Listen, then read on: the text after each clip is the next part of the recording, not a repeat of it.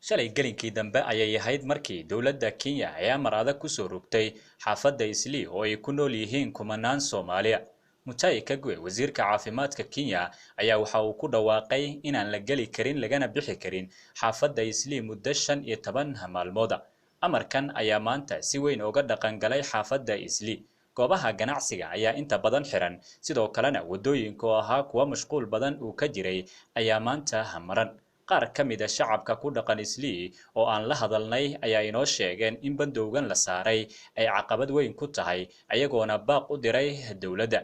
wallahi saameyn xoog leh ayay ku yeelanaysaa maadaama anaga aan reer Islii boqolkiiba boqol waxaanu sugnaa halka maar ah iida sida iidaho kaleetood maadaama laba iidood ay jirto iidna waa iida muxuu ahay oo leeyihiin muslimiinta, iidna waa iida masiixiga. iida masiixigana marka ay tahayna suuqa ayaa laga sugaa, sanadkaas la sugaa. sanadka kaleetoodna waa sanadka ciida oo iyadana ciidul badriga oo muslimiinta ah. marka sanadkii aan sugaynay oo lahayn intaas wax walbeetood aan u soo diyaar garownay oo aan lahayn insha Allah hadii Ilaahay idma ganacsatada muxuu ahay meel walba ay isaga keentay badeecadihii ay lahaayeen haydin baxaan oo maanta ay dhacday 15 ugu dambeeyay ee Ramadaan ayay bilaaban jirtay shaqada. xilligii ay bilaaban jirtay ayaana waxa dhacday in la yiraahdo waa lagaab. marka sidaas daraadeed ayay dhibaatada ku timid.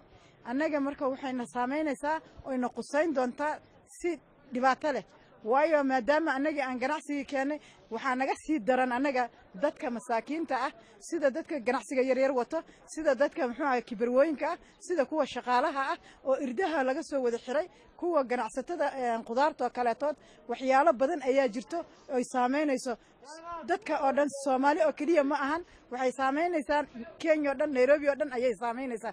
dadku ma ahan dad lacag meel dhigtay, waa dad qutulooyinkooda ku raadsado xoogsigii ay ku raadsanayeen maanta ma hayaan.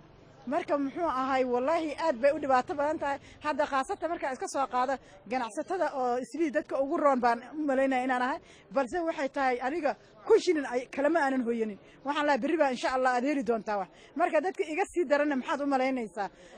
waxaana fiican dawladda Kenya hadii ay sameynayso in ay marka hore toodba ay yiraahdaan 5 beri ka hor, week ka hor, 10 beri ka hor dadka la wacyi geliyo la yiraahdo waqtigaas waa la xirayaa, waa lockdown ayadoon la dhihinin ayaa la iska xiray meel walbeetood. mana fiicno in sidaas oo kale la sameeyo. wasiirku waxaan ka codsanaynaa hadii aan nahay dadka degan Islii in sida uu yiraahdo uu ku dhawaaqay inuu wax ka bedelo, waayo wuxuu ku yeelanayaa dhibaato aad u weyn ayuu ku yeelanayaa. wuxuu ku yeelanayaa xagga ganacsiga, xagga nolosha, xagga dhaqdhaqaaqa. har iyo habeenba, maalin iyo habeenba yaan la dhaqaaqin baa la yidhi. saanu ognahay caalamku dadkooda muwaadinka ah guryaha fadhiista ay yidhaahdeen raashinkii bay ugu keeneen, sida China, Maraykan waa ku quudiyaan, gurigooday ku quudiyaan. laakiin halkan habeenkiina ha shaqaysan, maalintiina ha dhaqaaqin, gurigaagana joog. guriga kiradu waa ku sugayaa, dukaankaaga kiradiisu waa ku sugaysaa, aday kuu taallaa. xaalad aad u cakiran weeye. waa cunaqabatayn, lama odhan karayo xaalad, lama odhan karayo taxadar laga taxadarayo cudurkan koronaha, lama odhan karayo. cigaal shidaad yaa wuxuu yidhi col baa igu soo socday, waxaad tidhaahdaa cigaalow col hortii jabayay, col hortii ba'ayay dheebagu ku yidhi. marka annagu korono hortii baaban jabaynaaba oo yacni cunaqabatayn baaba nala saaray oo dhaqdhaqaaq. Islii kama bixi karaysid, dukaamadaada ma furan karaysid, ma noolaan karaysid, gurigaaga fadhi, kiradii gurigu waa ku sugaysaa, kiradii dukaankaaga waa ku sugaysaa. nolol aad u adag weeye, oo cakiran weeye. maanta u jeedin dadka dhan meeshan wada tuuran yihiin. magaalada Bandow lagu soo rogay, hadda Bandowga awal hore waa la iska dhex socon jiray, maanta Bandowga badda ka sii daran. shalay waa iska shaqaysan magaalada 12 waxaan ugu soo rogay Bandow oo la dhahay ninka saxaafadiis markuu aaday ka soo bixinba. way ogtihiin dhalinyarta badan aan Nairobi ku joogto waa wada xamaalataa, dhalinyaro wada xamaalata waay.